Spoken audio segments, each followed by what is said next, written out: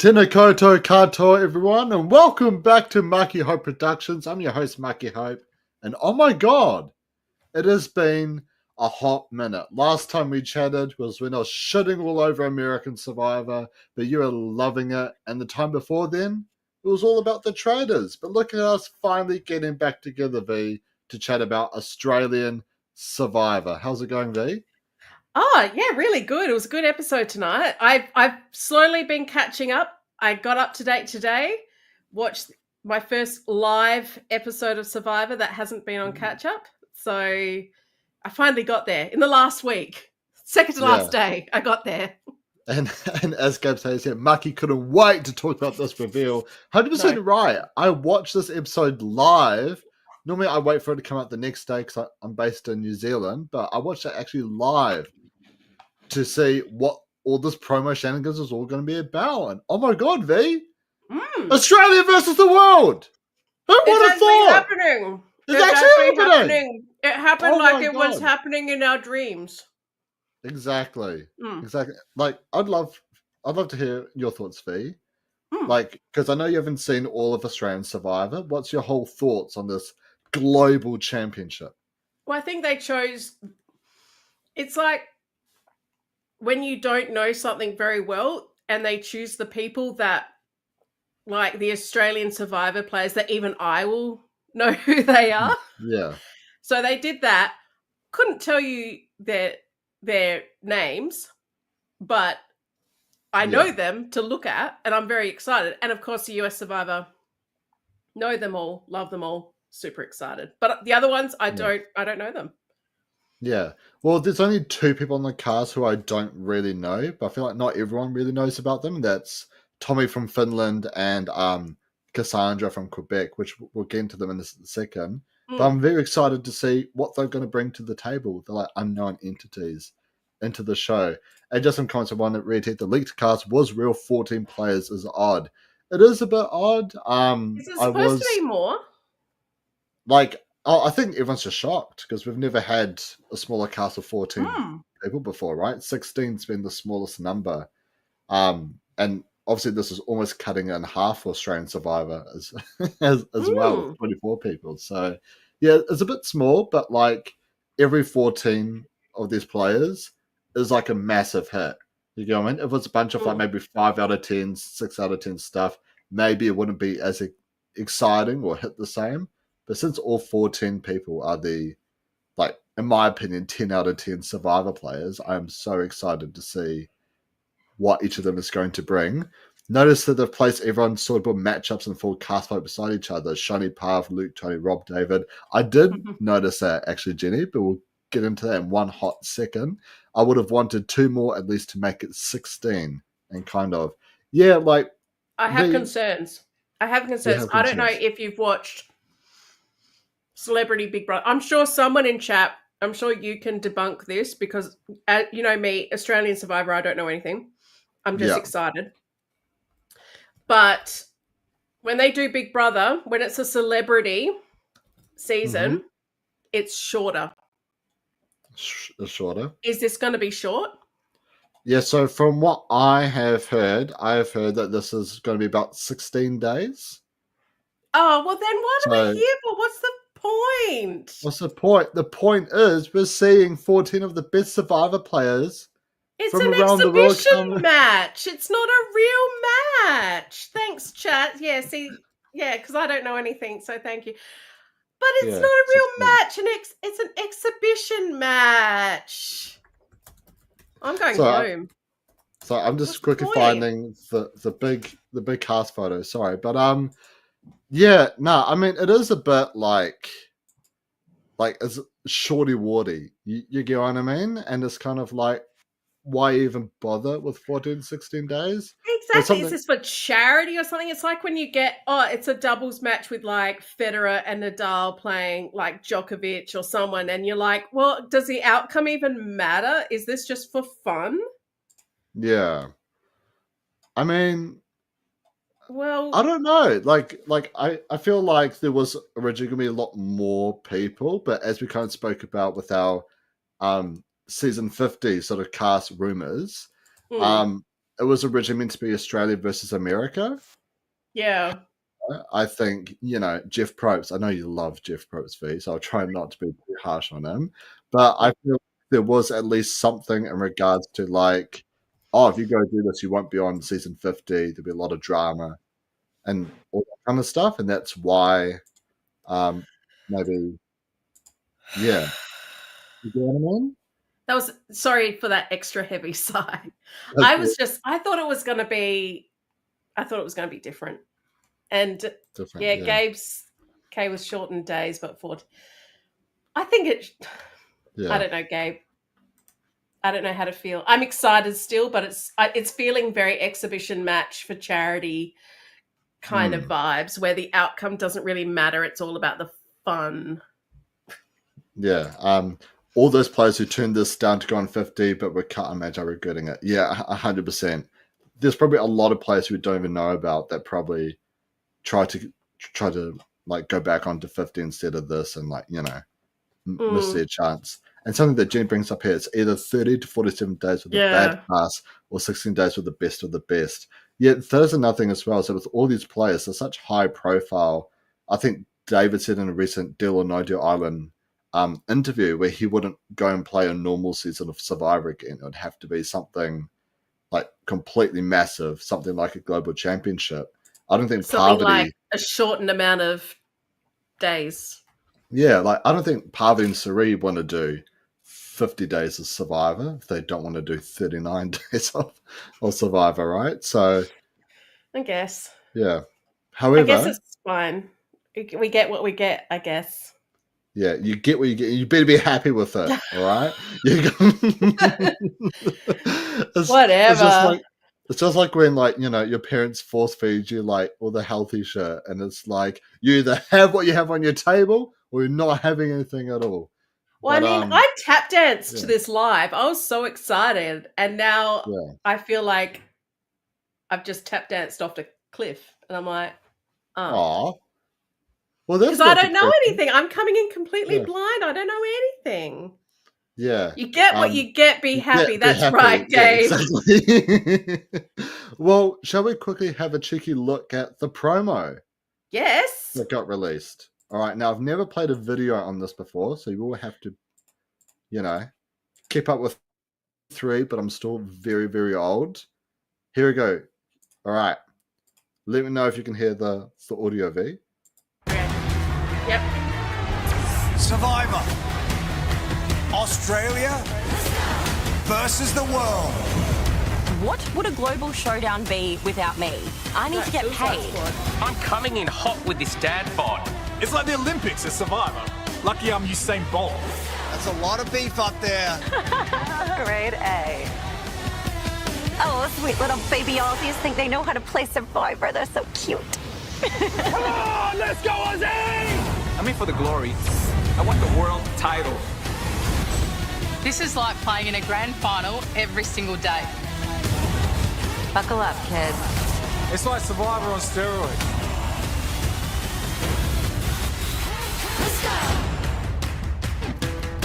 Everybody will bend their knee to their king. Survivor. Australia versus the world. Later this year. I was like, oh my god, they're going to announce a release date? Nah, later this year. Everything but the release date. Yeah, and Rob from South Africa, nice, World Tribe needs muscle. Yeah, like, have you noticed that, was it David and Luke are like super buff? Wait, do you know who David and Luke are? Nope. Nope. Well, you know what? Let's quickly move on to the next part. I've only watched a bit of Australia, all of US, and all of UK. All right, so there hasn't been much. So this here is David V. So he is known as the Golden God of Australian Survivor. I know this guy. Now, I'm excited to see this guy. Now, everyone who's currently watching the live, all you 9 amazing people, thanks so much for tuning in live. But V, Drew, and myself will be embarking on a quest after this current season of Australian Survivor. We will be going through every single Australian Survivor season leading up to Australia vs. the World because V and Drew haven't seen it. We've obviously seen it, but we've got to catch them up to know who Apart all from these this amazing latest Aussies are. season, I'm up to date on this latest season. I've only seen like 6 episodes from every season, pretty much Yeah. from the middle. Wait, right in the middle. Like you just randomly started watching from the middle, or I think so, or maybe from the start. I know the Blood versus Water was from the start. Didn't finish it, but I'm keen to actually put all the puzzle pieces together. yeah. But yes, I'm very excited to see David. Yes, so I guess just a quick brief on David. He's the Golden God Australian Survivor. He played in Champions vs Contenders as a champion model. Came back in Survivor All Stars. Has played a phenomenal match in back-to-back shows. He also recently came back to play Deal or No Deal Island alongside Parvati. And I guess, quick spoiler for those who haven't seen Deal or No Deal Island, but David's currently won the biggest cash prize in reality TV history of, I think, $5.8 million. I know. Crazy, right? Crazy. So he's rich. Before David, most Australian Survivor winners were under the radar players. Yeah. And I guess quick spoiler V, but David was first big player. I love you, Gabe. I love that Gabe's filling me in on it. No one's shaming me for not knowing the Australian players. Everyone's like, oh, we'll explain it to you. Because you know what? You know what, Gabe? There are probably people watching that don't know it as well. So it's for everyone. 9.2 million. Far out. So he's rich. He's rich. And he's coming back to... Do you reckon the cash prize would be raised this season to like a full $1 million? If it's an exhibition match, probably. Or it will go to charity or something stupid like that. I love charities. Yeah. But, I love charities. I just hate when people win money for charities. God. I know. It's like, Ugh. But one of David's Golden. Golden God literally has God. Oh, sorry, we did it at the same time. We both ran to Gabe's comment. But just a couple great things about David. There was this one twist V where the idol for the other tribe was at the other camp. So the Contenders idol was at David's camp. Champions idol was at Contenders one. David found out who had the idol on the Contenders, and he did an idol swap with them, but he made a fake idol to swap with the other person. He's, very sneaky, very crafty. Sneaky, not sneaky Steve, though. Oh my gosh, my Facebook's popping. Don't read the chat. Well, how was he for Deal or No Deal Island? I only watched a couple of episodes. Was he a good player? Yeah, he was really good. He played very closely alongside Parvati and pretty much just socially bamboozled his way through. And he kept it a big secret that he didn't do Australian Survivor. But speaking of a big secret for Australian Survivor V, I've kept a big secret from you. Ladies and gentlemen, please welcome all the way from South Africa, it is our boy Richard! How's it going, brother? Hi! I saw the review of the season showing the players. I was like, I need to join this live to talk about it.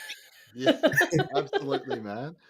Honestly, like you two. Well, good. We need more experts because I don't know anything. Sorry, Mucky. I talked over the top of you. I'm too excited. You say again. I was just going to say, you two are literally the two people who I wanted to talk to the most about this. So thank you both so much for coming on. Woo! Woo-hoo. Did you see the promo, Richard? I just saw it now because I tried. Hang on. Your mic just dropped out for a second. It's on now. It's on now. Yeah, I was saying, I tried looking up the promo on YouTube, Instagram. I couldn't find it. So I only saw it when you just showed it now. Oh, really? Oh, my gosh. How cool. You know, so this is how life-changing Mucky Hope Productions can be. You go from an audience member to a podcaster within seconds. But yeah, man, I'm just quickly going over the cast for Australia vs. the World. We've just started on David, and I'd love to hear your thoughts on David. Okay, I'm assuming you guys saw what happened on Deal or No Deal Island. Yeah. Mucky did. Yeah, dude won. Like, convincingly. 5.8, man. Like the best, what was that? The biggest prize show win in all of history. Yeah, 5.8 million. It's crazy, and right? He looks even more jacked than he was on the island. So I want to see what he's gonna do now. Yeah, I I do actually wonder if, since it's a way shortened game, they're probably all told this before they went out. Maybe the Yeah, goal is to just like win your way out. It's 16 exactly. days. Just get super Ooh. jacked, just who's going to stop you? Well, turns out every other guy is, because every guy, including George, looks super, super stacked. Yeah, But, George bulked up, but in a weird way. yeah. It did. And hang on, we've got some comments here. Him and Parvo are amazing. Can't wait for round 2 with them. He's played with Parvo, so that's cross-tribal connection. And pray that David and Parvo don't get snubbed pre-merge. That's just what I was thinking. Well, Richard, because Deal or No Deal Island was filmed before Australia vs. the World. Yeah. Do you think David and Parvati will work together? Yeah, they're definitely going to work together. I mean, I think in Deal or No Deal Island, they worked from day one till the end. Yeah, So I definitely think the connection is stronger. And if they were to meet at a swap tribe or at merge, they're probably going to take each other as far as they can.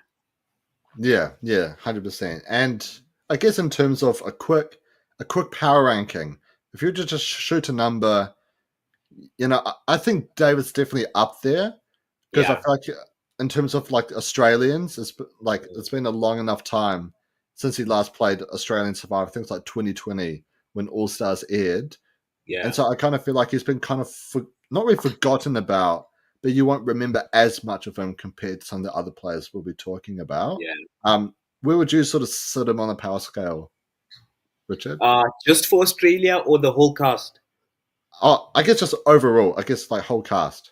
Ooh, I think he probably has to be number 2 or 3 because his game was convincing the first time he played, and it was even better the second time he played, and he won. Plus, his game mentality is still. Oh, sorry, you cut out again there?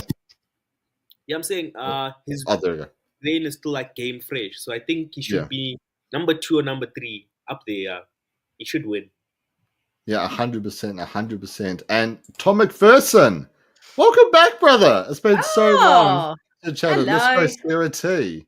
Well, shall we quickly move on to the next player on Australia vs. the World? We've got Parvati, the original queen, Parvati Shallow, from Cook Islands, Micronesia, Heroes vs. Villains, Winners at War, Traders US.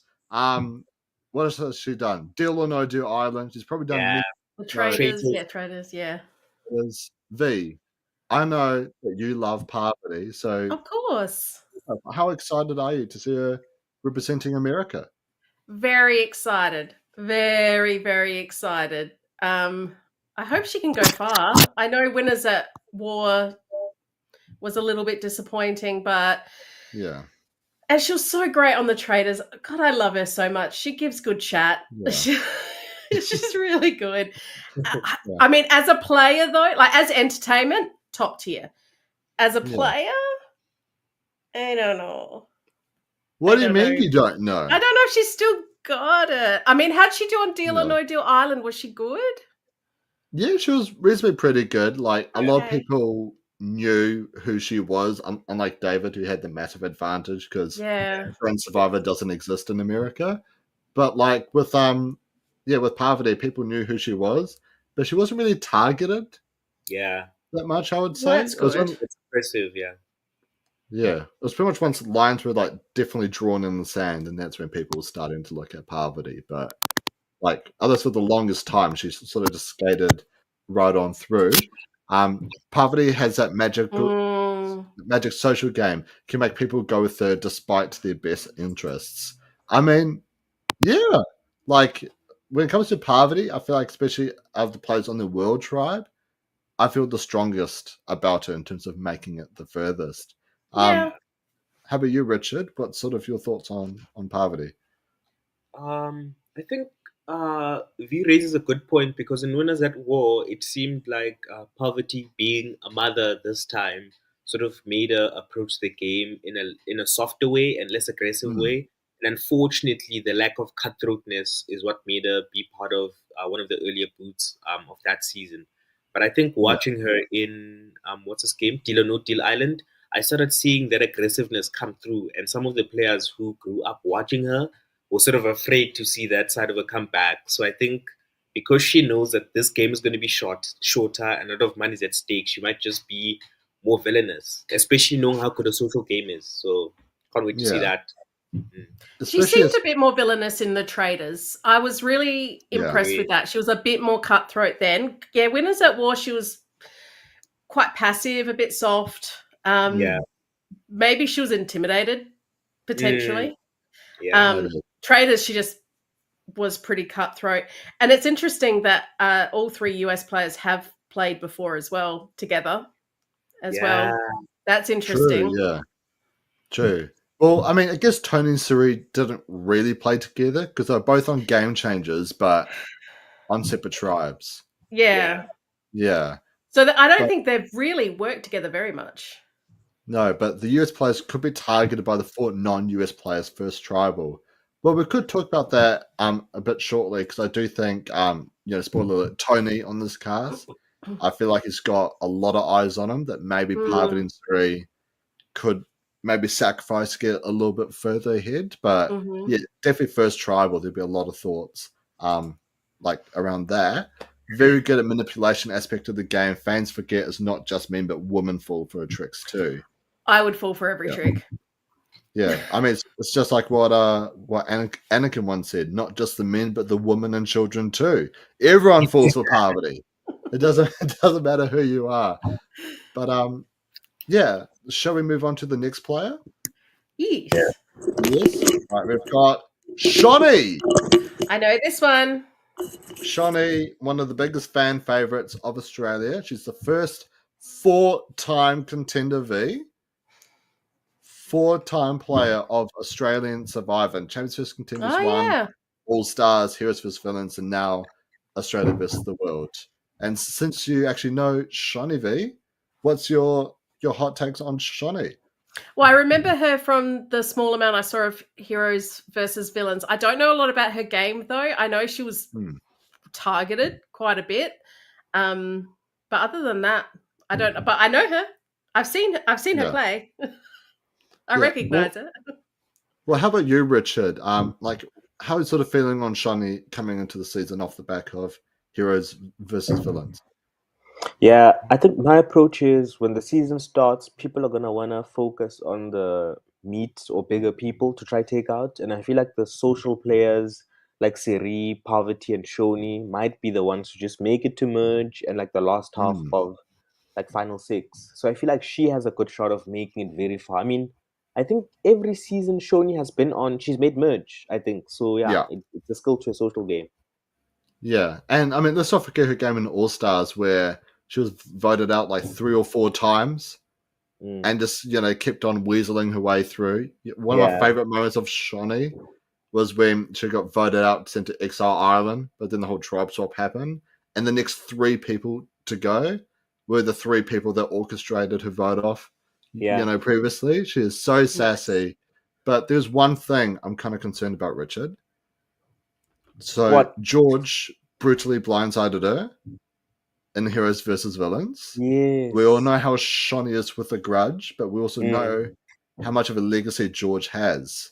Yeah. Will this be a feud going into the season? And do you think if players had to choose, would they take out George, who's the bigger threat, or try and keep him as a shield? Yeah, I think, I think we need to put this into perspective that when Shoni was playing her recent Survivor Australia season, it was just after she had given birth to a child. So I think betrayal means much more because she was going to use it to build a family and all of that. But I feel like coming into this season, she's going to make sure that George pays for it. I mean, that's why we love Shoni. She's going to give us amazing confessionals about how she's plotting revenge and manipulating people to vote with her. But unfortunately, I'm a George fan. I like George more than the South African representative. What's his name? Rob Bentele. So if George can make it much more further than David can, I'd be the happiest man in the world. Bro. Well, I love George, but I love David a lot more. So I personally hope David makes it a lot further. But yeah, in terms of Shawnee, like, we all agree, master social player. She knows how to work around. I mean, George was going to be voted out so early on in villains, but due to pretty much her work alone, George went from being the very bottom of the tribe to running the whole tribe, right? So I do think Shawnee will be a key player this season in terms of navigating her way through. Is she going to win?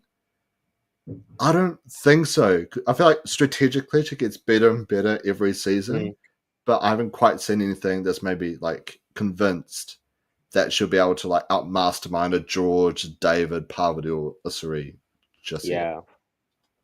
Yeah, and just a couple comments. Australian Survivor loves her. She's their favorite social player. Shawnee's so fun to watch. She always comes for that money and has always wanted to be a fun villain playing the game. Shawnee knows how to deliver great TV. We stand a queen.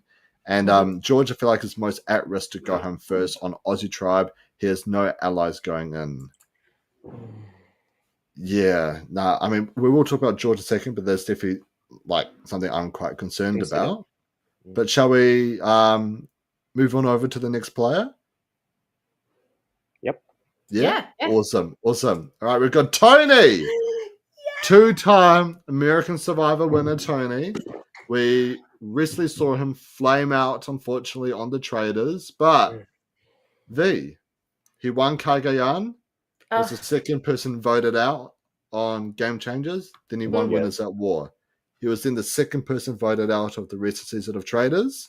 So, is he going to win? Oh, I've got such a soft spot for Tony. I adore him. I hope he can do better than the Traders. I think it's a different game to the Traders because in the Traders it was people being afraid of his legacy, so to speak, because there were a lot of people that weren't game players, and so they just heard of this real strategic guy and they got frightened because that's not what they're used to, their housewives and all that stuff. Whereas this, when you've got like versus like, he could be used as a shield. And also the biggest question is, do you think anyone would want to work with him? Yeah. Well, that's something I did want to bring up. The US players could be targeted by the 4 non-US players versus Tribal. So there are 3 American players, 4 non-US. We obviously know Parvati and Suri are very, very close. They work very closely together, Micronesia, and just seem like great friends outside.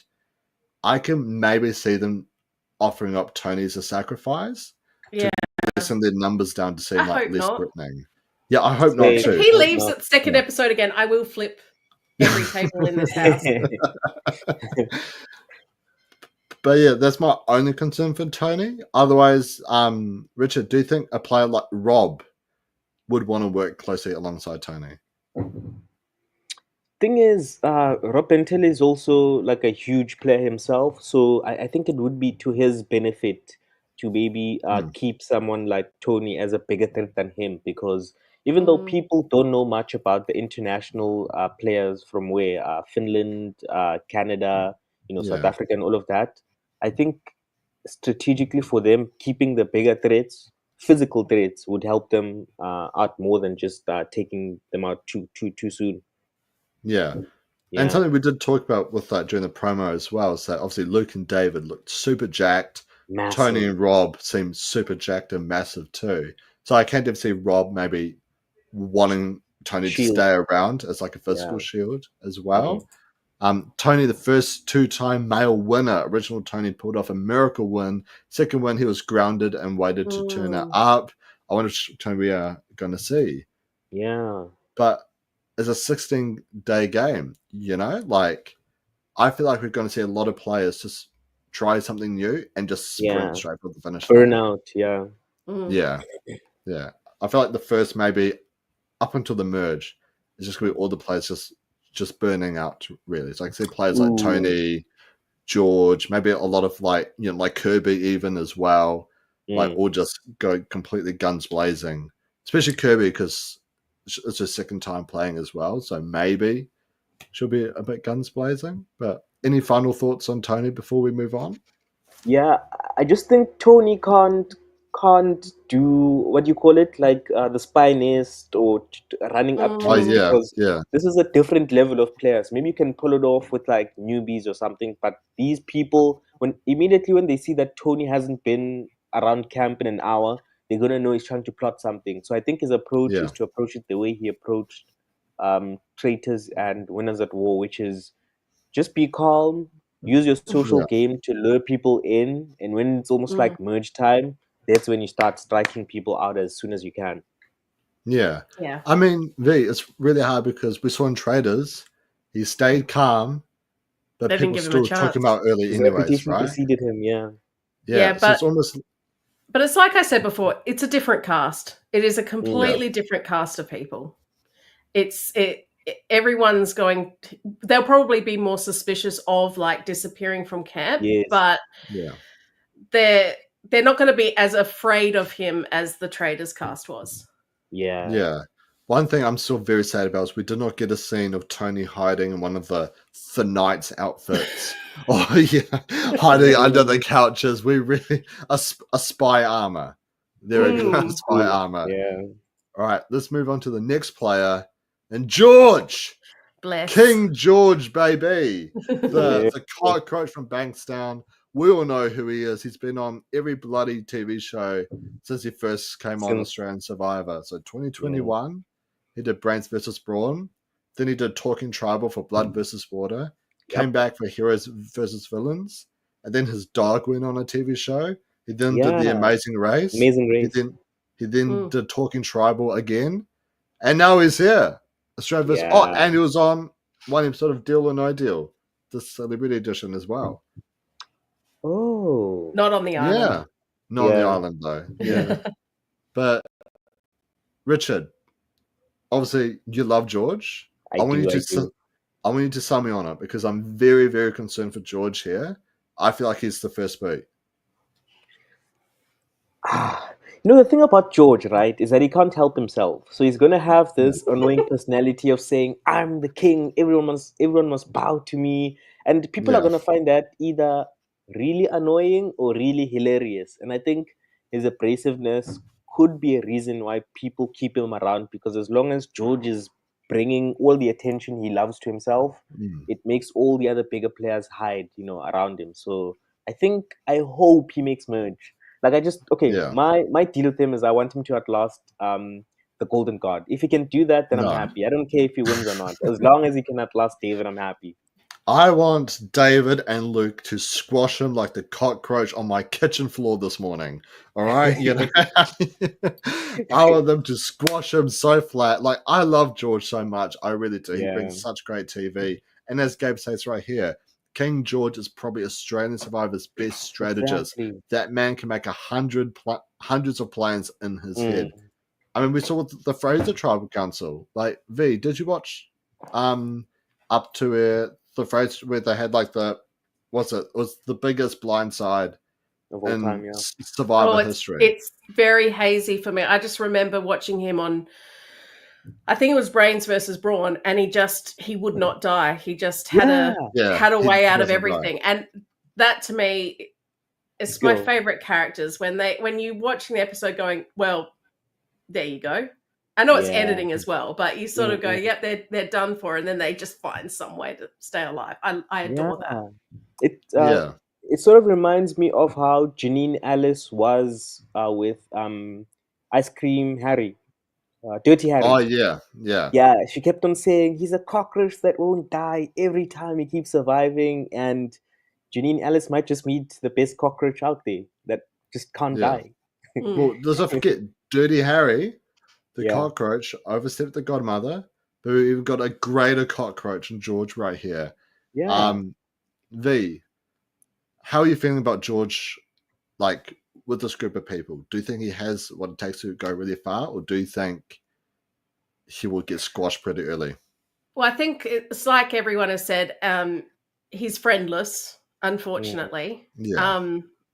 Whether, again, shields, someone who's a bigger threat, all that stuff. But if you're friendless, if he can't make some friends, then we're going to have a problem. Yeah. Like, I do think, like, in a perfect world, maybe someone like a Haley would be on this cast as well. One of the best female winners of Australian Survivor. Like, he's obviously very tight with her. Maybe that could have been something to help him get over the line. But I think Shawnee's coming with a grudge against him. I think the only argument he can make, which is something that that Tom and Jenny brought up here, that David, Luke, and Sarah, where's this other one? Luke, David, Janine are locked in a trio with Sarah with them. So, V, just for context, Luke and Sarah played together in season 2 and they were close allies. Sarah and David are friends outside the show, and Sarah got David onto Australian Survivor. Then Janine worked very closely with Luke and David on their Champions vs. Contender season as well. So he's the odd man out, which he might be able to leverage that, but that will be very talented of him if he does so. Wait. I'll be very impressed. Wait, I just had a cool idea. What if those other people team up together, right? That's okay. But what if George keeps finding idol after idol after idol? Then those people have to betray each other because George is good at that. He literally has a tattoo idol on his chest. There you go. Yeah, there you go. Something like that. Let's not forget, apparently production plants idols for him. Remember? That's everyone's number one complaint. He walks along a path and there it is, right on the path. And he's just going to hang it around his neck and then watch everyone just scramble to figure out whose friend must betray the other. It's going to be awesome TV. Or maybe, hear me out, you give these players alcohol. Because I can see Luke and David, everyone having one too many beersies, seeing the tattoo around his neck and being like, oh my God. There's an idol. He's got an idol. No way. Drunk Survivor would be so funny to play, though. Yeah. That would be so great. But I can see a world where maybe Sean and Kirby unites with George to at least try to take out that 4 or to weaken that 4. But if it's the first tribal in the 16 days, that's one of the... There's something I will give to Drew, all right? Drew and I have always had this argument so many times about the days of Survivor. And I've always complained about with New Era, you don't have the time to really form your social connections, make your social plays. A player like Suri, Luke, and Shawnee, they're primarily social game, right? And you need to give them the time to forge the relationships, to forge that trust and social manipulate. And so... I do think with George that, like, just straight off the gate, he may not necessarily have the time. Yeah. Because he has gotten better socially. Brains vs. Brawn, Heroes vs. Villains George are two completely different Georges. I can see him coming and trying to be a lot more social and liked straight away. But if Tribal's literally on, like, night 1 of 16, I do think he's... in trouble. In a lot of trouble. So George is doomed because of Luke, David, Janine, and Sarah sort of combo. And George's only hope is throwing Kirby under the bus. Yeah, because Kirby is a brand new player. But before we chat more about Kirby, shall we go on to the next player? Yeah. Yep. Yeah? Oh my gosh, who is it? Oh my... No! Hang on, let me try and fix it. Hold up. Hold up. Maybe that's fate of who the first boat is going to be. Look, this is production. They're like, Mucky knows everything about Survivor. Mucky Hope Productions. Mucky Hope Productions under attack by Australia. I was concerned we'd get booted off with the YouTube clip, but we managed to survive that. Yeah. So far. I think we don't have enough viewers. All right, we've got it back. Because just like George, I too am a cockroach that keeps on coming back. Here we go, lads. We're back with the cast chat. We've got Cassandra. Who is this? So she is from Survivor Quebec, and I've got nothing to really say, unfortunately. Same. I do have a friend who lives in Quebec. Yeah. I'm going there sometime in August, so maybe I'll binge watch a whole season. Yeah, same. I mean, it depends when the season comes out, so it might just be afterwards. Hey, I saw her game after the season. This is what she did. But apparently, she is a runner-up. Well, there you go. Yeah, that's it. There you go. She's a runner-up. I mean, she seems quite physical. We saw a few shots on the promo of her getting, her hands dirty in the challenges stuff. So I assume that she will be. I mean, everyone's a challenge beast this season. Let's be perfectly honest. Everyone's super jacked. Yeah. I do think the only concern for her is, yeah, exactly. What if she only speaks French? I think she'll be okay. What if she? No, but she's one of those people, I guess, similar to Tony, where he's a known player. You know he's capable of. You may not necessarily know what Cassandra's capable of. And are you going to fear the unknown or fear the known? You kind of get what I mean? She might have played a Tony-esque game, but you would have no idea. I think they'll flock to the unknowns. I think the unknowns will be the most popular people on the tribes. Yeah. That's my call. Yeah, because I do think all eyes are going to be on like Tony, Pav, Suri, maybe even Rob as well, Richard. You know, because even before I started watching Survivor South Africa, I knew that Rob played the most dominant winning game of all time, and that was with no knowledge of Survivor South Africa as well. And I feel like we have our purple player. No, I mean, if they somehow purple people with 14 people, that would be really funny though. That would actually be really funny. You've got a shorter cast, short amount of days, and you still give someone no confessionals. I mean, V, I've chatted about this so often. I'm still waiting for my 0 confessional contestant to reach the end, win the whole show, but the whole finale episode is, wait, you're probably wondering how we got here. Well, let's just rewind back, and then the whole finale episode's recapping their amazing game. Oh, that would be actually really funny. World Tribe either keeps her for being a free agent or votes her out because she has no friends. Yeah, I guess But see, she'll have a different type of no friends to George. Yeah. You know, it's a different type of friendlessness that I think will play in her favor. Yeah, 100%. Right, since we don't have much else to really say, shall we move on to the She looks smart and strong. Yeah. We've got Luke! King of the Jungle, baby! Gee! King of the Jungle.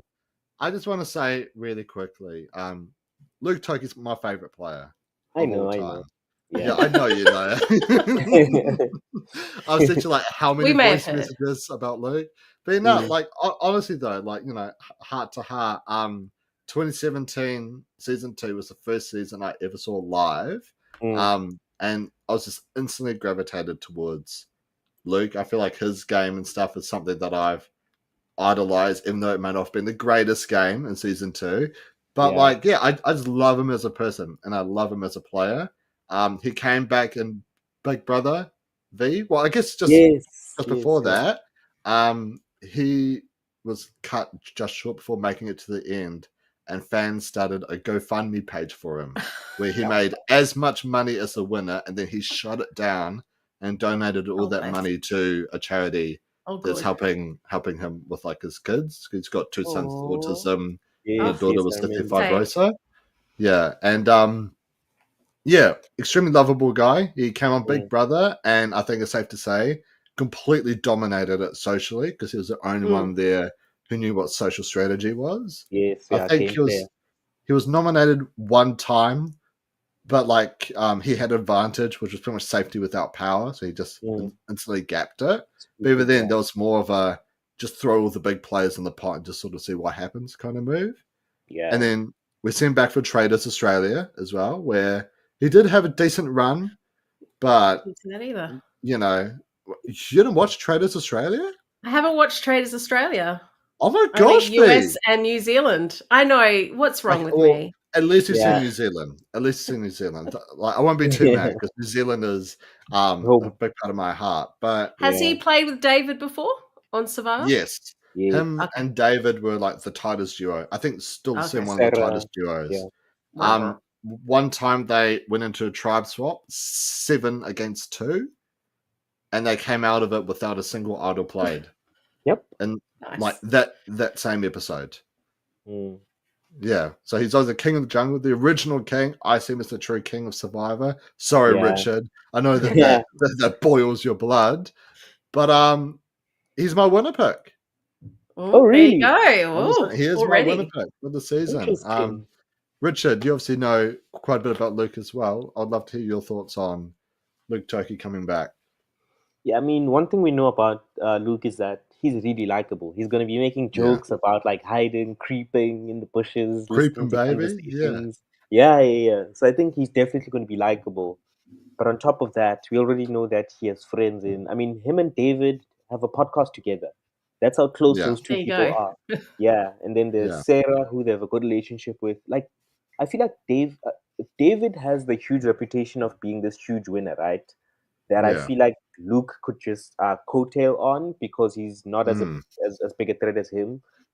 So I think out of all the people in the Australia tribe, I think Luke Toki and Shoni have the best chance of making to merge. Yeah, 100%. And Yeah, Luke is obviously very fond of South African Survivor as well. exactly. I know he's good friends with Chappies and Santini, but do you know anything about him and Rob? I don't, but I definitely know he's watched Rob season before, so he's gonna know what Yeah. Rob has done, how he won, So yeah, it won't be a shock to him. Yeah. But another good thing, V, he loves Tony. We've got an ally for Tony on the other There side. you Oh, go. really? I'd Yeah. That's love to awesome. see that team up. Yeah, Yeah. it would be fun. Just get straight to the merge. Yeah, Luke did make a in season 2 and season 4 as well, which yeah. he said on his deep dive that was because of Tony. So we at Mm. least have one person who's at least willing to work with Tony, Yeah, I can't and that wait. says something. Yeah, and just a couple of comments I do want to read out. I can see him winning if he goes on another immunity run post merge. I mean, if he takes out all the Jack guys and all the Jacked gals, absolutely, 100%. Luke back. The casuals love this man. They even said go find me page. He got more money than the winner. Yeah, and the best part about Luke is that he actually shut it down personally. Yeah. And then he donated all that money away. Like, he is an absolute legend. Luke is a fun character. You love this guy. You can make friends with everyone. His strategy is more doing crazy moves that backfire on him most of the time. I love mean, that. relatable. You get what I mean? And I can see him charming the world tribe. If he, David Parvasuri, make merge, that could be a powerhouse. Well, Richard, something I've been contemplating with myself for the longest time. Obviously, we've got Luke, who's got the sob story of the 2 sons with autism, daughter cystic fibrosis, family man and everything. But Cerie's got the sob story of she's the woman who got up off the couch From the couch, yeah. for the world's greatest game as a master strategist. Luke is a massive fan favorite. If they make the final 2 together, who's going to take it? Ooh, I think they might not even make the final because of the sob stories, but I think I'd much rather prefer Siri makes it to the end because everyone who's a Survivor fan wants Siri to finally get her win. Yeah. Yeah. Yeah. Well, V, with me personally, I want Luke to win over Siri. Like every Survivor fan wants Siri to win, but I want Luke to win. It's Luke's time to win, V. Yeah. I he's not my winner pick, but yeah, I'm sure he's awesome. I mean, honestly, I could sit here for hours. I already have sat here for hours telling Richard how amazing Luke is. So shall we quickly move on to the next Let's quickly player? move on. Let's quickly move on. Quickly move on. We've got Siri. Oh my gosh! Speaking of the devil, oh, gorgeous woman. You say her name 3 times and she magically shows up in the mirror, right? It is Siri Field, the massive Survivor strategist, fan favorite. She famously got up off the couch to give the world's greatest show a go. And, what is it to say? She is just a phenomenal human being, a phenomenal player. We've seen pull off impossible moves like the Eric Reichenbach giving up the individual immunity necklace. Historic. She's definitely a Mount Rushmore for the best to never win. She's come back and won Traders. Yep. She's done Big Brother as well. I didn't watch that, but I heard that she at least went Snake in the really grass. far. Yeah, Snake in the Grass as well. V, how are you feeling about Suri on the World Tribe? Oh, it's her turn. It's her turn to win. I don't think she will, but it's her turn. Yes. Yeah. I'd love to see it. That would just be the perfect story for her to win this.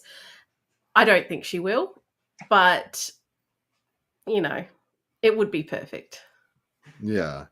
I mean, honestly, with a lot of these players, it'd be perfect, right? So I low-key want everyone, except for Tommy and Cassandra, because I've got no idea who they are, but I want everyone to win this season.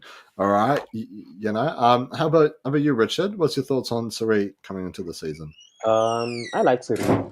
She's one of my favorite all-time players. So seeing her on Yeah, Big Brother, where they had to play, where I got live feeds of her playing for like almost like what 90 days, was like the best moments of my life. Just seeing her yeah, play with her son. So, number one, I'm sad about how she was voted out, air quotes, voted out of her last game, which was Game Changers.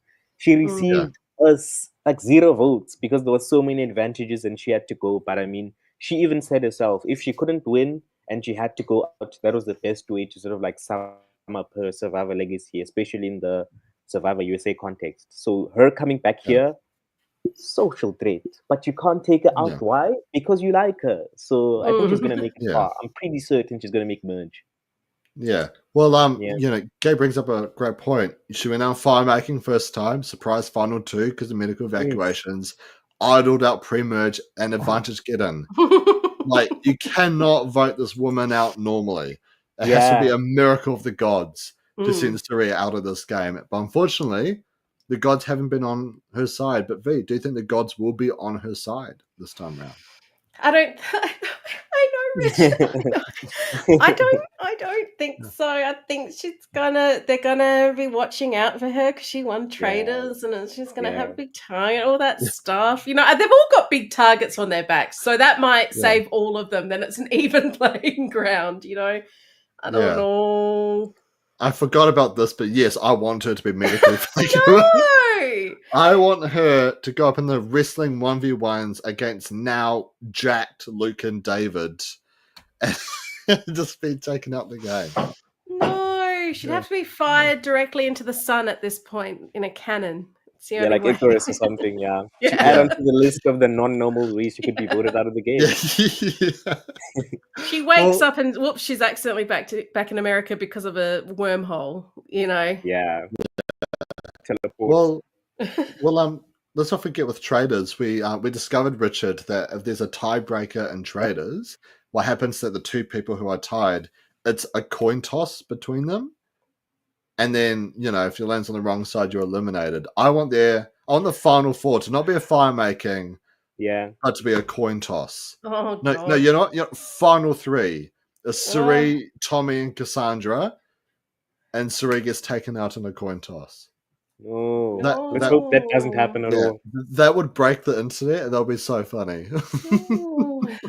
The whole world would go up in chaos.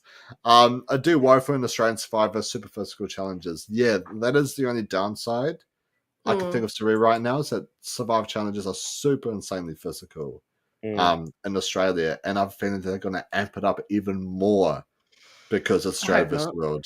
Like more like physical, more like torturous challenges for the best to go up against. And I didn't even realize this. She's the only non-winner runner up on the World Tribe. Yeah, because Rob won, Tommy, Cassandra, Lisa won. Yeah, oh my gosh. Yeah, Poverty won. But she's basically a runner-up. She's I mean, she's basically a winner, right? Yeah, an honorary. Yeah. Yeah, well, and think of Tony's knees. You know, he's not a young man, so he might not do so well in the physical challenges either. Can't forget about the knees, V. Got to check out make sure the knees are strong. Oh, seriously, her knees are fine. You know, her knees are absolutely fine. So there you go. I think we also need to remember that Sandra played Australian Survivor, and she somehow performed better than she usually does on the USA franchise. So who knows? Yeah. V always got a reminder of those things. Yeah. Well, my thing about Suri and why I think she can do really, really well. So we've obviously talked about it. She's very lovable, very strategic as well. And I do think out of her, Parvati and Tony, you've got Parvati, who is like the scary, oh my god, she created all girls alliance sort of trope. You got Tony, who's the 2-time winner sort of trope V. But with Suri, I feel like she doesn't really have any of that. Even though she was totally involved in that Black Widow alliance, wasn't she? Like the ring, but she didn't talk as much as Parvati did. Exactly. And so she managed to fly under the radar for that which I think she's got a better social game than Parvati. I'm going to call it out right there, even though she hasn't won. I don't know. I don't know if she's winning this. And I don't know why. I just don't think. Yeah. There are more women on these Yay! tribes. Yes. I didn't even notice. There's 4 women on each tribe and 3 men on each tribe. There you go. Here we go. Nobody can stop all girls singing if they want to. Well, don't worry, Gabe. They'll find a way. Nobody will beat Sandra's Day 16 record on Australian Survivor for the US Survivor players. Only can time day count. Oh, good old Sandra. Well, Sandra should have come back. Day 16, she would have won. Yeah. But I do have high hopes for Sari, but I agree. I don't think she can win, sadly. Plus, we do know that she's also guaranteed a spot on season 50 as well. And I guess maybe she's very busy. Booked and busy. But the question I want to ask is she on 50 because she didn't do well on Australia versus the world? It's just a question I just want to throw out there. Yeah, who knows? Yeah.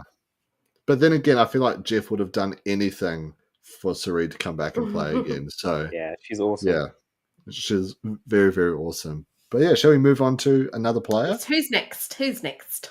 We have got, drumroll please, Kirby. Oh my gosh, got Kirby.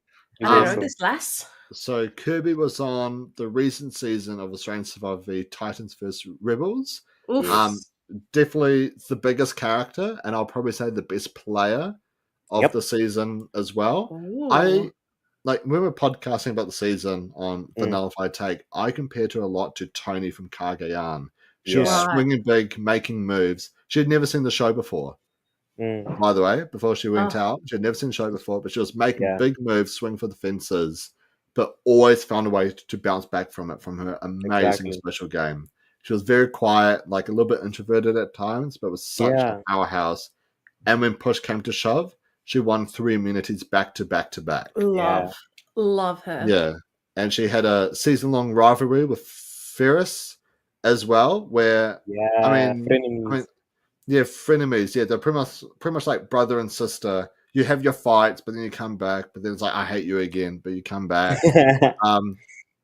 But Richard, like, Kirby was always on the upper hand to Ferris, though, throughout the whole game. Pre-merge, Ferris was on the squam of her hand. During the post-merge as well, like, I felt like while Ferris had a little bit more numbers than her, she definitely had more sway over some of the things that was happening. Do you have higher hopes for Kirby coming into this? Yeah, absolutely. Outside of Kirby being a challenge beast, even though her body might not indicate that, that's an added advantage for her. Number 2 is I think her social game approach is different from that of Shoni's, because Shoni makes jokes, she makes everyone laugh. But I think Kirby has this, because I think she's like a coach for young rugby female players. So she has that skill of knowing when to see when someone is going through a hard time out there and connecting with them at a deeper level. And I feel like that social game, especially knowing that this game is going to be shorter, is going to help her really make it far in the game. Especially because like there's so many bigger people. Her threat level is low because her reputation isn't too big as the others. So I think she has the best shot of making it as far as possible in the game. Yeah, and you know, I wanted to save this for when we got to Kirby because I hate to dogpile on George again. But Kirby and Luke did a podcast together, and they both used to work for the same mining company. Oh, I don't know if they work together, but they're at least part of the same company. So there's another connection for Luke with George and Shawnee, obviously outside of that awesome fivesome. But I do worry for Kirby. She's the newest kid on the block when it comes to these players. Which I feel like she might be like the split target for George, and that's how I can sort of see her going out pretty like early on, or it's either George or Kirby. Do we want to take the bigger legacy player or like take out the more recent kind of kid, if that sort of makes sense? But it is looking really bad for George. Where was Gabe's got? Here we go. Kirby's great challenges played similar to Kage and Tony. She got people on her side, and she was honest about it too. Yeah, but that's something as well. She was very honest with everyone as well. And like, if she was against you, she would tell you, "Yeah, like I'm against you, bro." What are you going to do about it? And Kirby's social game is being straightforward and pulling people towards her. Yeah. Yeah, I mean, I would hope to see Kirby make it far, but at the same time, like, I think it's also a bit of a hard road ahead because I do think either what's going to happen with the season. There's two ways it's going to happen. One is all the big characters going to team up.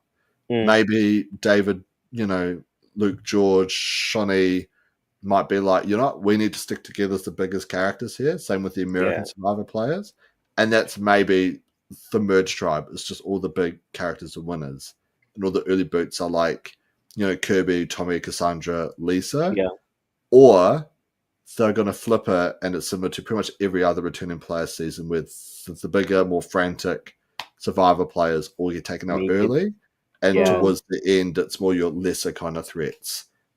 They've sort of outplayed them towards the end.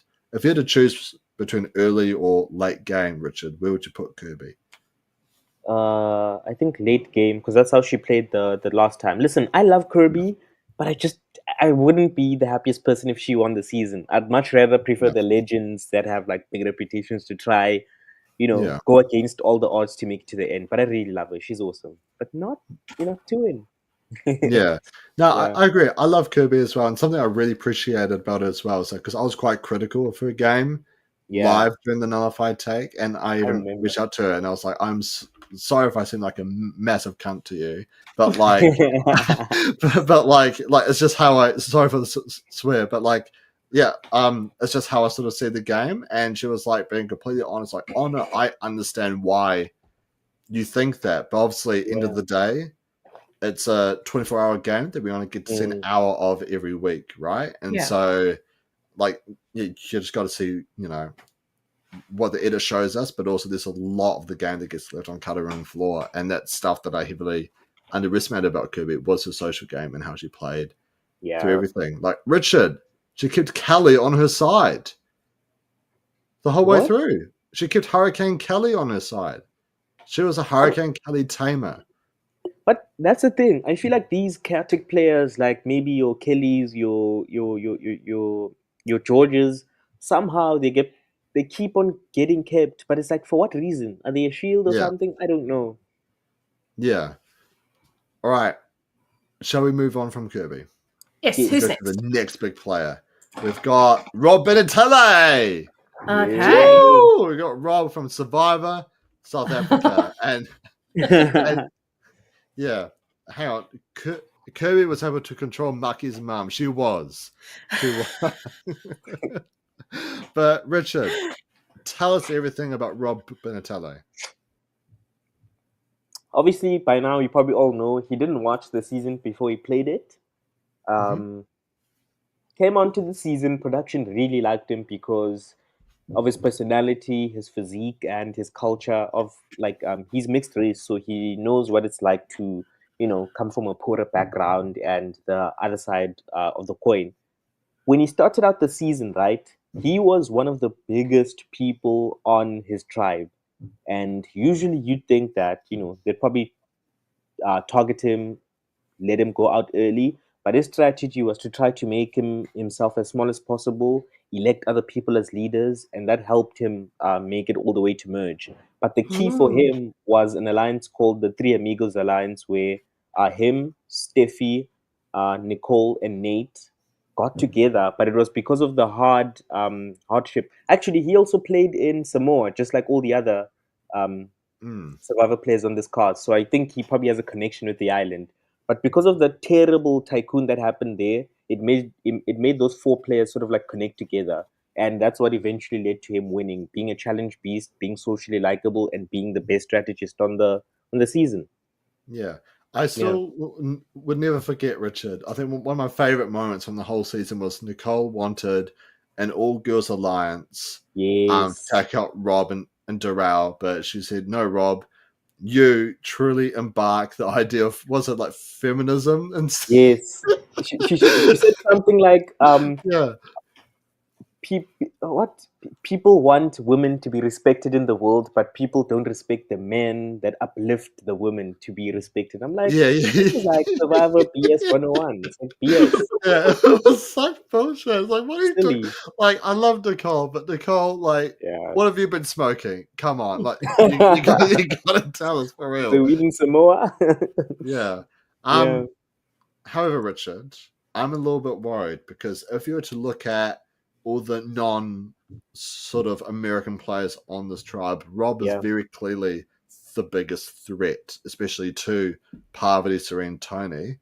Do you Yeah. think that there's a world where Rob is trying to rally everyone to go head to head against the Americans, or is he going to be working with the Americans? I hope Rob doesn't watch this because I'm gonna say I am not his biggest fan, unfortunately. So if he was the first boot, I would be probably maybe the happiest person out there. No, I know it sounds weird, but Wow.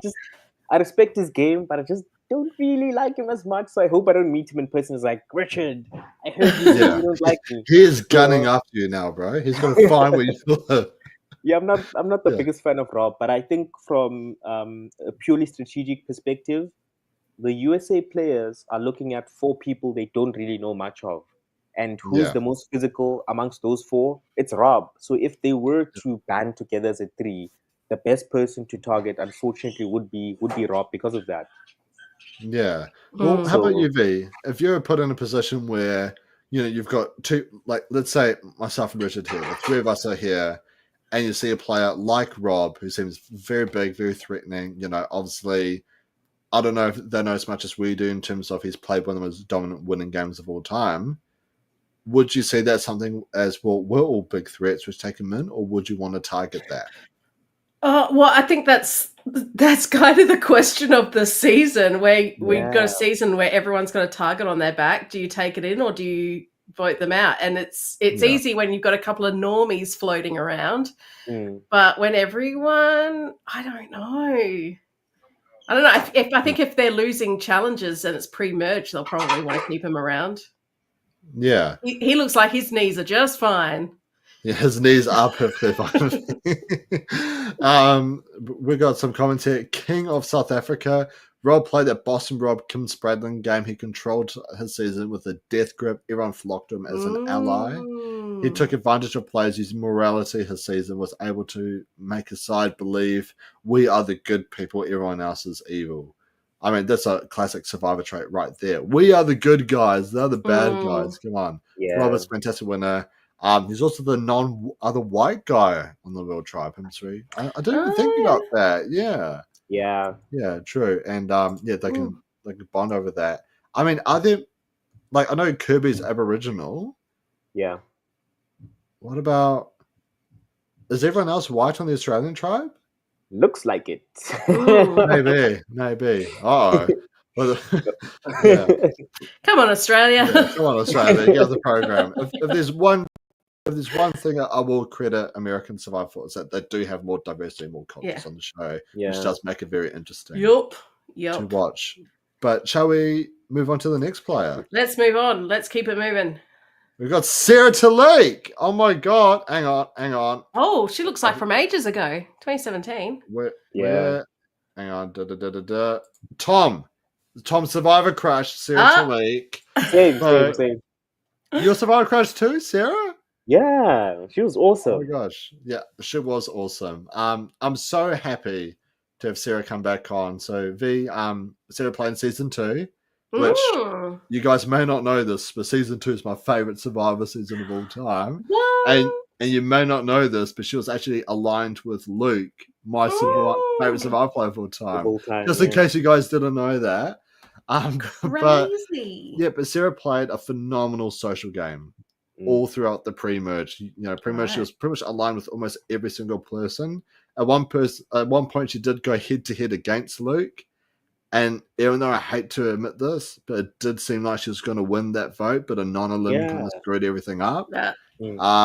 As Australian Survivor normally does. He's a big rivalry, but non-elim. But unfortunately, she was taken out because of one of Luke's big moves that heavily backfired on. That's actually how both of them went out, was because one of Luke's big moves. But she got she wasn't even asked for All Stars. I was shocked to hear about that she didn't get the call for All Stars.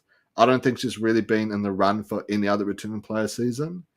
So I am like, even though she may not have the legacy of a David, Luke, George, or Shawnee, I feel like she's had the legacy of why hasn't she come back yet? She is such a great player, such a massive player from the season. Everyone wants to see her back, so I'm so bloody happy to see Sarah come back. And Richard, she's obviously close with Luke, obviously very close with David, like, but she's not in the limelight as much. Like, what's your sort of predictions for Sarah in the season? Yeah, I think when the cast rumors were starting to come out, and people were hearing that Sarah was going to come back, a lot of people were asking themselves, like, why is she coming back? What's her reputation? You know, maybe they could have brought in like Dirty Harry instead of her or something like that. But I think this season, now that she's on the cast, it will play to her advantage because she has a social game with the friends she's built from the last time she played. Plus, her reputation isn't as dangerous as all the others, so she could really slide to the end and then show her capability at the final. Yeah, and V, look at her. She's stunning. Oh, she's well, a model. that's super important. Yeah, obviously models have got really good knees because you know you gotta keep looking stunning. What's your sort of thoughts on models' knees? Are they good knees, average knees? Like, well, she looks young enough to have strong knees, but you know what? If she hasn't been keeping up her fitness since 2017, you know, who knows? She might not be fighting fit. But I think she's a little bit like she doesn't have that legacy. And if we're going to, everyone's going to target on their back, but maybe her target is a little less because it's been a while. Same with some of the lesser known world players. Yeah. So I think that that's going to work to her advantage. Yeah. But also as well with another player on this cast, Janine Ellis, she's the founder of Boost Juice. Yes. I feel like people will know who Janine is. Yep. Probably because she's been on Shark Tank, Boost Juice. I think she did something recently. The Apprentice. She did something with Gordon Ramsay as well at one point. So I feel like Janine is famous enough as a person for people to recognize her as like a big threat. Whereas with Sarah, I don't know what her sort of legacy is like outside of Survivor, if she's this world's famous model or anything. Well, but I like to think I'm somewhat savvy with Australian fashion, and I don't recognize her. So there's that. She's not in the tabloids as much. I don't really read the tabloids, but still, you know. So I think she's got a lovely clean slate. That could work for her advantage. And just some key comments here, because there's some really great comments about Sarah. Sarah's the first model player who was great at the strategy of the game. She's finally back, long overdue. 100% agree. But here's what I really want to talk about. I do believe if anyone can take out that giant Luke alliance, it's her. She can use George to take control of that tribe and get rid of the big threats. I mean, that's what she was doing in season 2. She was recruiting people outside of Luke's alliance to go head to head with them just before the merge. And I feel like if there's one player from that alliance, it's her. It's very it's interesting. Her. She's going to be one to flip. Very interesting. I'd love to see that happen. I would too. I would really like, as much as I love seeing the big legacy players, I do also love the idea of other players using this underdogs, creating a legacy of their own. And Sarah, you know, she's been the biggest why hasn't she come back player. I would love if maybe she wins this season and is seen as like one of the best players of all time. You get what I mean? It's like, how the hell did you not bring her back for so long, right? It would be kind of like a massive like finger to production almost, right? It's like, you haven't brought me back, and I'm the world's greatest player. Sarah is cutthroat and willing to cut her friends. There you go. Yeah, I've high hopes for Sarah. I think she's making it really, really far this season. All right, who's next? Who's next? We have got Tommy from Survivor Finland. He's got the wolf shirt, which obviously means he's an alpha wolf, Richard. Yeah, or like what do they say? Sheep and wolf's clothing. Sheep and wolf. See, that is a lot more deeper meaningful than my skibbity riz alpha wolf joke I was going to be making. But yeah, with Tommy, like, I know nothing at all with Tommy. He's a runner-up. That's all I know. He's a radio host as well. I do know that. And obviously, people who do radio, obviously, he'd have a social game. Yeah. Yeah, because you got to be likable to do radio. Have you ever met someone who's on radio who's not likable? Yeah, I think another one with a clean slate. Another one. Yeah. Yeah, and I guess maybe similar to him, I can maybe see him, Richard, as being like the Nick from Winners at War to Tony, because apparently Tommy is a big fan. So maybe that's someone Tony swoops up. It's like, hey, I'll take you super far, you take me super far, and this is duo this kind of thing out. I can see that potentially happening for Tommy. Whereas I don't know much at all about Cassandra to really give or take any of that. Tommy and Cassandra by default, I think need to ally with each other. Yeah, 100%. No idea who he is. Yeah, I think you raise a good point, because a lot of these international players grew up idolizing your Parvatis, your Tonys, your Siris. So maybe instead of making the best strategic decision of taking them out, they might just be like, I have a shrine of you. I've been worshipping you for the last 10 to 20 years. I want to work with you. So that's another angle. Yeah. Interesting. Yeah. All right. Well, I just want to quickly read those last two comments. Tom and Cass will form an alliance. Better the free agents to work together, 100%. And that's my only worry for the Americans. So you've got 4 individual free agents, no other connections anywhere. They might band together and, swing for the big dogs. But shall we move on to the next player? I think we're nearing the end as well. But we've got Janine. Oh my gosh, we just said her name 3 times. She shows up in the mirrors. Janine Ellis, everyone. The founder of Boost Juice. I did see her. Australian Survivor Champions vs. Contenders 2. And she is the first ever godmother. Yes. Plenty of godfathers, but she's the godmother of Australian Survivor. Played a very dominant game strategically and socially. Pretty much she was at the bottom at the start, but she works very closely with Luke and David and Pia Miranda to flip everything around.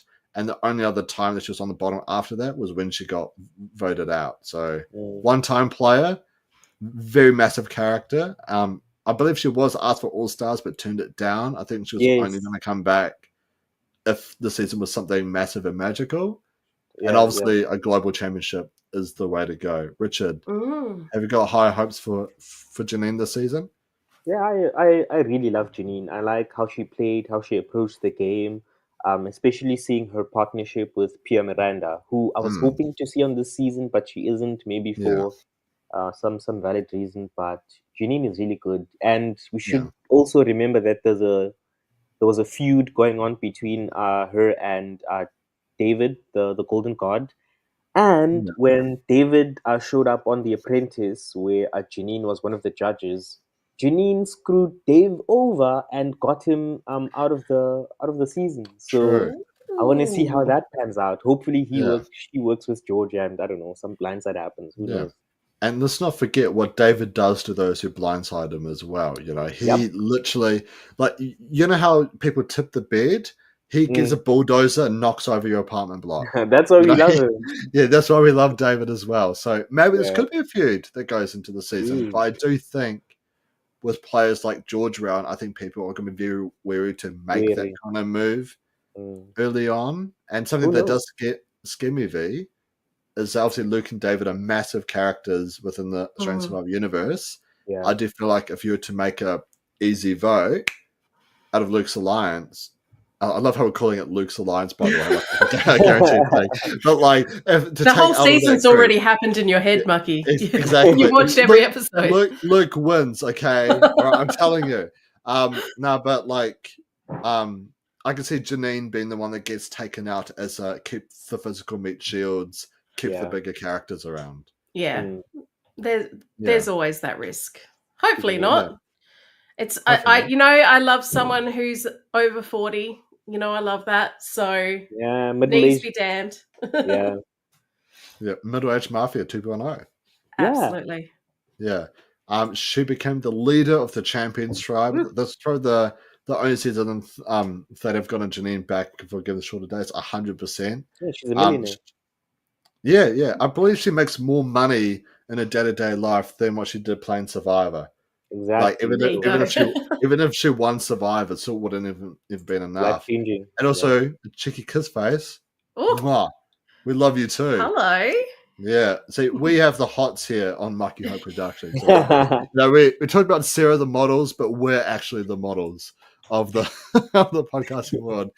Janine might try to take a leadership role in the Australian tribe. I can see that happening. Her only connections are David and Luke, two very powerful players on this tribe as well. I would say that's the only thing I'm worried about for Janine is if you were to take someone out of that trio, Janine would kind of be the perfect one to sort of go for in terms of keeping the threats around and stuff. But apart from that, I don't really know where to go with Janine V. Obviously, she's a bit more on the older side. How good are the knees going to be? Oh, I'm sure they're fine. Look at her. Look at her eyes. Her knees are just fine. Just fine. She's going to be awesome. And she's got scores to settle. I love that. She does. And I do love that there's a lot of two-time players on the season as well. You also have your bigger legends, but there's also a lot of players coming out to play for their second time. And so even though Janine did play a massive game in Champions vs. Contenders too, I'm hoping she does play another massive game in further. Yeah, I think she could actually connect well with Kirby. I feel like those two, with their age and how they approach the game, that'd be a fearsome duel. Yeah, definitely. And Janine passed the V's knees. Yeah, the V's knees. V's knees. But we've got to make that a segment of every podcast. The V's knees. V will judge the first thing I think of whenever I see those challenges. Oh, the knees. She and Siri are the oldest players on the cast with Tony. That's pretty crazy to think about. Because I don't know anyone's ages, but I'm like, oh wow, they're old? Okay. Yeah. Everyone's getting older, Mucky. Everyone is getting older. Actually, that was a long time ago. I've got someone who, so one of my jobs is I work at a Century Maze, and I've got a guy who literally just joined, and he is dating one of my old students because I used to coach improvised acting. Hamish actually coached me so I could legacy the past down. But it turns out that with the person he's dating, she's now already graduated from uni, she's doing full-time work. And I was like, oh my God.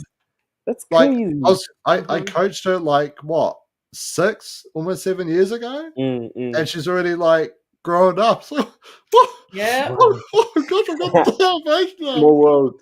It is a small world. But I do have high hopes for Janine. I hope she goes really far. But shall we move on to the next player? Let's do it. We've got Lisa. Oh my God. I'm so excited to talk about Lisa. Richard, have you seen Survivor New Zealand? Yes, I have. Even the other season 1 and 2. Oh my gosh, I finally have someone to talk about Survivor New Zealand with. Oh, yes. Anyway, so Survivor New Zealand V. It got cancelled after 2 seasons. Traders New Zealand was cancelled after 2 seasons. RIP Traders New Zealand. What's wrong with your country, Mucky? Everything's wrong with our country. Mucky V's gonna have to check you out. Yeah, your knees are getting old. So you run some races. Yes. But ironically for me, it's the lower back, not the knees. So there you go. But Lisa, she played a pretty decent game. There was nothing really mind blowing about it. She was sort of seen as the old nana of the tribe. A lot of people actually saw her as the weakest player early on. We saw players like Dylan and stuff was I'll just drag you with me, but she obviously outsmarted a lot of people. Her closest ally, Matt, found an idol. And she was trying to convince him to let her hold on to it so that she could vote him out. But he was like, no. And so she blindsided him with an idol in his pocket. Yep. And and she wore an I Have t-shirt at the Life Survivor finale. Oh. Rob has a podcast shirt. Yeah. I wasn't there for that live finale, but I was for the first season's live finale where that was the first time where I was a meter away from a Survivor player and I almost passed out. I was like, oh my God, that person was on Survivor. But coming into the season, Richard, before I start, I'd love to hear your thoughts on Lisa's game. One thing I like about Lisa's game is that, like you said, she was pretty much underestimated, and I think that'll work well for her if she's built that Mm, skill for a season where like everyone has either won a season, and also I feel like unlike Rob Bentele, people don't know much about her, and also yeah, she doesn't have the big physicality. So I feel like people could very much underestimate her, and she'll blindside most of the legends we love and make it pretty far onto the game. She's pretty yeah. good. Mm. I mean, I'm hoping that happens because then they'll be like, "Oh my gosh, maybe we should open casting to New Zealand."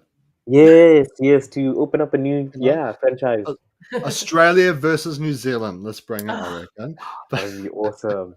yeah, and South Africa as well, just for you, Yeah, Rich. like the Yeah, rugby country.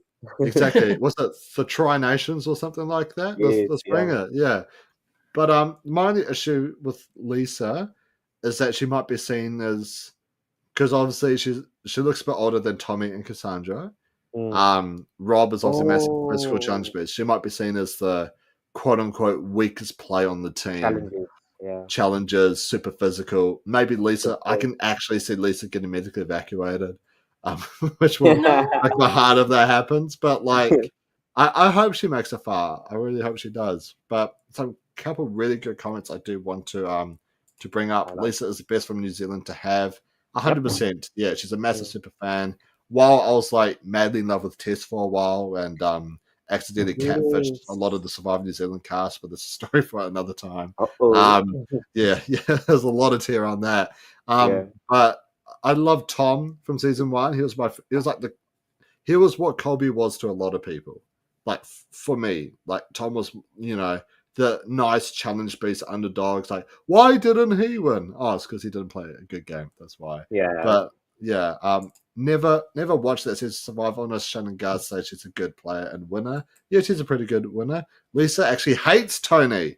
Uh oh. We've got an Oh. ally for Tony and an enemy for Tony. We're based off a recap podcast she did with Shannon Gus in the past. She's a massive Suri fan. Well, there's something because yeah. Lisa is a big Survivor fan in general. Maybe she will try to link up with like Parvati and Suri, and maybe that's an extra number that convinces them to let Tony go early. Exactly. You get what I mean? I can see Mm. that maybe happening. What's your thoughts, Fee? Like we can't see her knees. I I don't Yeah. I don't know her. Again, clean slate potentially, because I very much doubt that the US players are watching Survivor New Zealand. Sorry, Mucky. No. So potentially looking at her Yeah. for a number, I don't Yeah, it would be to the advantage. know. Yeah, 100%. And I believe, oh yeah, it's the end of it. It's the end of Oh it. my god, it is the end of it. Yeah. Who would have thought we've reached the very end of the cast? Richard, you obviously weren't here at the start. Oh my god, Danica! Hey guys, heading to the Danica! oh my god, Danica! I'm so sorry. We've just reached the end of the cast breakdown. Some comments I do want to quick read out. The winners on World might band together. Tony, Parvati, Rob, and Lisa are winners. Yeah. Well, Richard, obviously, V and I spoke a little bit at the start, but I'd love to hear from you your initial thoughts on the season and what you're hoping and expecting from it. First of all, I'm just hoping, number one, Rob Bentel is the first boot. I just want that guy out immediately. Who do I want to win? Suri, because she's a legend. Of I mean, who doesn't course. love her? And Yeah. the third expectation for me is for George to outlast the king, the Golden God. So yeah, those are my three Oof. expectations for the season. Oh yeah, we disagree so much, Richard. But I love you. Though. Well, I mean, overall, for me personally, I'm just hoping it's an entertaining season, right? We've got some of the biggest legends on the cast. It would kind of, as much as I'd love to see Luke dominate, all the way through, because that's totally what's going to happen. Like I do hope overall it's a very entertaining, dominating win. But like Really fun, yeah. yeah, I just hope it's an entertaining season. We've got the biggest legends and arguably the biggest cast of all Yeah. time, just in terms of legacy and gameplay. Super Bowl. V, yeah, exactly. Super Fault V. If the season, is as grand and magical as what we've all been hoping for, despite only 16 days of playing, Yeah. Is this something they might do again? The shortened season. Maybe they get Boston Rob out there next time. Oh, poor Yeah. Rob. Yeah. He's so Kind very man. tired. Leave Yeah. poor Rob alone.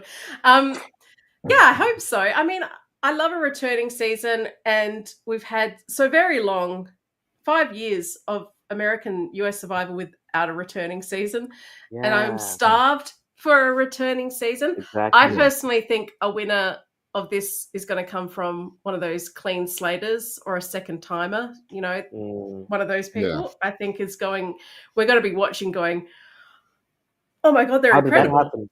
Yeah, Oh my God. And Yeah. underestimated. going to surprise everyone, surprise all the big players, and yeah, that's my prediction. Yeah. But yeah, look, I'm looking forward to it. I wish it was a normal season, but we get what we get, as Gabe told me at Yeah, the start of exactly. the You podcast. get what you get, and be happy, V. Like,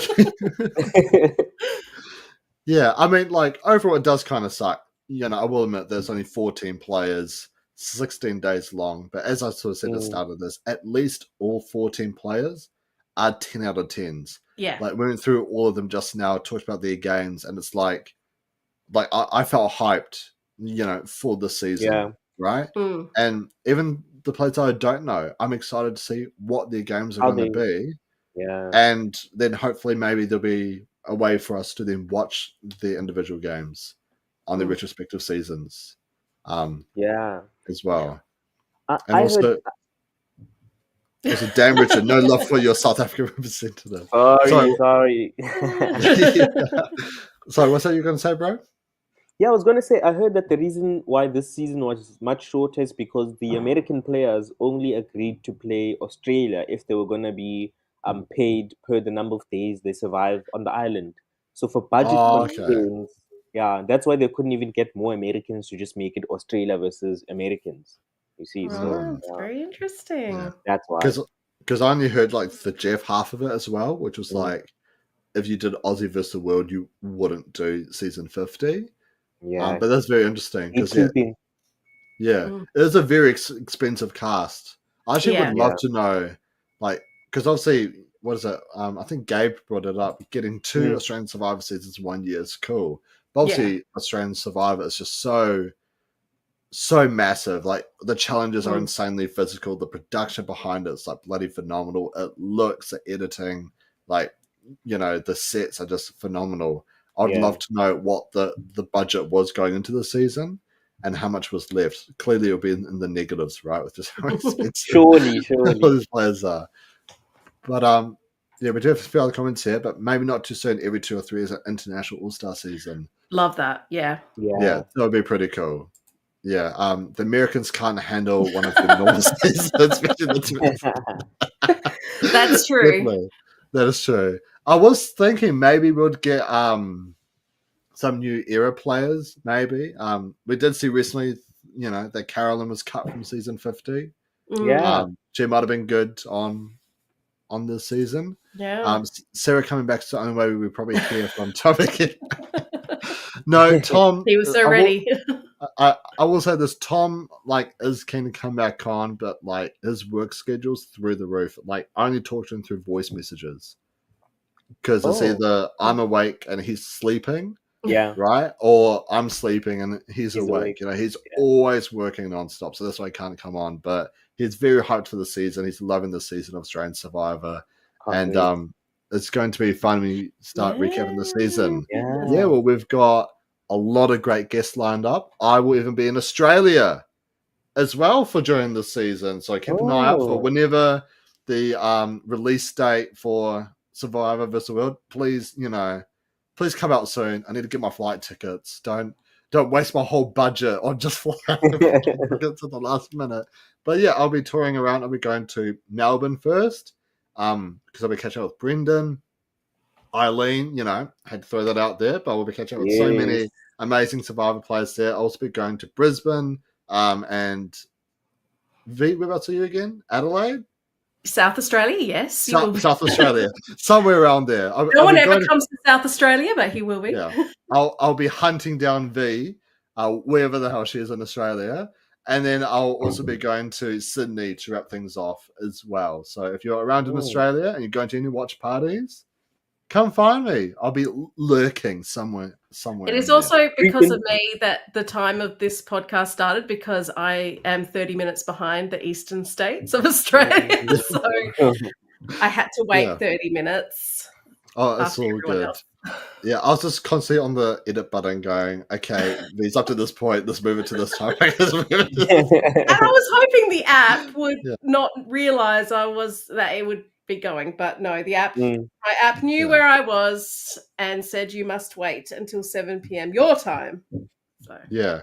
But no, we've got a great lineup of people coming on to recap Australia vs. the World. We also have the Make It to Merge pod coming on this Friday.